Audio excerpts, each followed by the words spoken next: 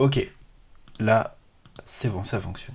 Les amis, comment allez-vous? J'espère que vous avez la forme. On se retrouve aujourd'hui pour une nouvelle vidéo où on va parler de la rentrée 2021. On est à ce jour début octobre, donc la rentrée est passée et on va en profiter pour étudier un petit peu les tendances de l'immobilier sur cette période-là. Qu'est-ce qui s'est passé? Quelles sont les nouveautés de l'immobilier? On va regarder ça. Pour m'accompagner, j'ai un article à ma disposition qui traite de ce sujet, on va le lire ensemble, et puis on va voir est-ce que c'est vraiment le cas à Clermont-Ferrand, là où je travaille. Avant de commencer la lecture de cet article, je vous invite, si ce n'est pas déjà fait, à vous abonner sur Facebook, sur Instagram et sur YouTube. On a la partie Kevin Clermont qui parle de la vie de chef d'entreprise et d'entrepreneuriat, et puis on donne aussi des conseils sur l'immobilier, bien sûr, et l'autre partie Newmed qui traite de l'activité de l'agence. Alors allons-y, rentrée 2021, quelles sont les nouvelles tendances du marché immobilier? Très bonne question, je me le demande. Boom des zones rurales, désamour des centres-villes, émergence du concept de résidence semi-principale. Depuis le début de la crise sanitaire, le marché immobilier a changé de visage, à en croire la dernière enquête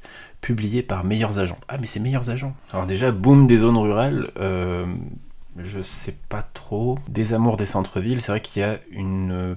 Ouais, bon, allez, on va voir plus tard. Bonne nouvelle, la pandémie ne pèse plus sur la santé du marché immobilier. Le volume de transactions réalisées en 2021 devrait ainsi frôler les 1,2 million selon les projections des équipes scientifiques de Meilleurs Agents. Un nombre historique qui ferait de 2021 la meilleure année de tous les temps en termes de vente, battant le record déjà exceptionnel de 2019 qui était alors de 1,067 million. Donc ça... Ok, bon, très bien.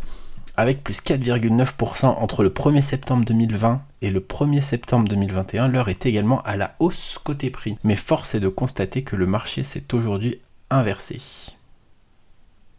Comment ça? Ainsi, si la capitale et les 10 plus grandes métropoles françaises tiraient jusque-là les tarifs vers le haut, ce sont désormais les communes rurales qui affichent les plus fortes croissances avec plus 6,4% en une année. Ah, c'est bon, je vois où ils veulent en venir. Les villes moyennes profitent également de la crise, à l'instar de Brest, Angers, Reims, Quimper ou encore Orléans.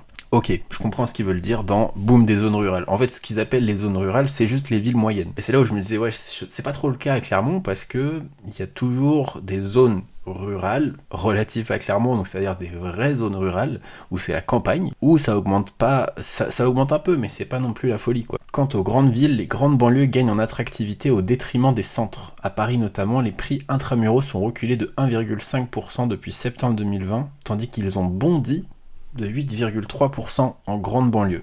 Alors si on fait le comparatif avec Clermont, alors je sais que Clermont c'est pas une grande ville, mais on a malgré tout un peu le même schéma de dire il y a un centre-ville à Clermont-Ferrand, il y a des villes alentours, et puis il y a les périphéries plus rurales. Et on n'a pas ce sentiment de les prix du centre-ville ont diminué, bien au contraire, c'est vraiment une croissance globale qu'il y a eu sur l'année 2021, et sur le mois de septembre aussi. Après la hausse, je connais pas la hausse des prix à Clermont.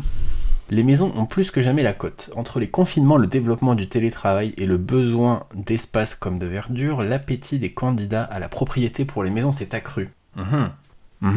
À tel point que leurs prix ont quasiment augmenté 2 fois plus vite que ceux des appartements, plus 6 contre plus 3,4% en un an. C'est incroyable. Ok, je sais pas trop quoi penser de ça. Boosté par la crise sanitaire, les résidences secondaires ont le vent en poupe. Si 12% de Français sont actuellement propriétaires d'un tel bien, ils sont désormais 17% à envisager sauter le pas. Autre nouvelle tendance, la naissance du concept de résidence semi-principale. Ça c'est vrai. Plus de 6 télétravailleurs sur 10 déclarent ainsi avoir passé plus de temps dans leur résidence secondaire durant la crise, et 40% des télétravailleurs réguliers envisagent d'y passer près de la moitié de l'année. Ça c'est vrai de chez vrai.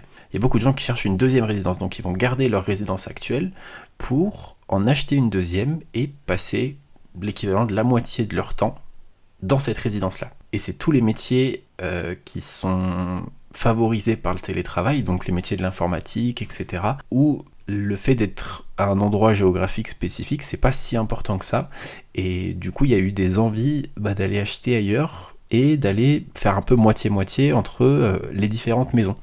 Je sais que mes parents par exemple c'est le cas. C'est fou ça, et tu vois, c'est dingue. Après pour envisager ce type de projet, je pense que déjà financièrement il faut être assez serein, ou alors avoir un certain âge, peut-être avoir terminé de rembourser sa résidence principale et passer sur un nouveau projet de résidence semi-principale. Mais il y a un vrai effet que j'imaginais pas du tout, tu vois. Enfin si, j'ai vu des acquéreurs qui n'habitent pas à Clermont, qui cherchent une maison de campagne sur Clermont-Ferrand ou alentour, des Lyonnais par exemple. Malgré tout, la capitale se maintient. Si les 12 derniers mois ont été difficiles pour la capitale avec un prix au mètre carré en baisse, 10 643 € à l'été 2020 à 10 451 en septembre 2021, la perspective de voir Paris repasser à moyen terme sous la barre des 10 000 € le mètre carré semble peu probable. Le marché connaît une phase de stabilisation, les tarifs intramuros ne diminuent plus depuis le printemps.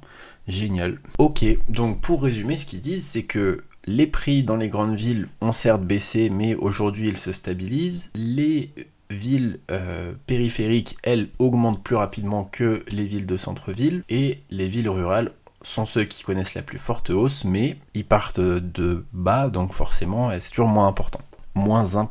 Ce que je vois, moi, à Clermont, c'est que le marché il est toujours aussi tendu, toujours beaucoup d'acquéreurs qui sont prêts à acheter très rapidement, aussi bien dans le centre-ville de Clermont-Ferrand, le critère du balcon ou du parking, c'est toujours aussi important qu'en 2020. On est prêt à habiter en centre-ville, mais on veut quand même avoir le petit extérieur ou avoir le stationnement qui est facilité. Sur les périphéries, c'est vrai qu'on a un fort développement sur le secteur sud de Clermont, puisqu'il y a l'autoroute en fait qui traverse Clermont et qui facilite l'accès au sud, et cette partie-là de l'agglomération clermontoise augmente très très fortement. Et plus globalement, c'est sur quasiment toutes les villes de l'agglomération clermontoise que les prix augmentent. Après, sur la partie rurale, vraiment, quand on quitte Clermont, qu'on va à 30-45 minutes de Clermont, là par contre les prix sont très bas, on est sur vraiment un autre marché qui est beaucoup plus... En fait, qui est dans l'autre sens, où il y a beaucoup de biens à vendre et il y a peu d'acquéreurs qui sont prêts à acheter dans ces zones-là. Donc certes, il y a une hausse des prix dans les zones rurales, mais qui est quand même relativement faible par rapport à la tension qu'il y a dans une ville comme Clermont-Ferrand, et je pense comme dans la plupart des moyennes villes. J'espère du coup que cette vidéo vous a plu. Si c'est le cas, n'hésitez pas à me le dire. C'était une petite vidéo tranquille, parce que je suis un peu dans le jus en ce moment, mais j'oublie pas notre rendez-vous du dimanche. Je vous souhaite du coup de passer une excellente semaine, on se voit dimanche prochain pour une nouvelle vidéo. D'ici là, prenez bien soin de vous, et je vous dis à bientôt. Ciao.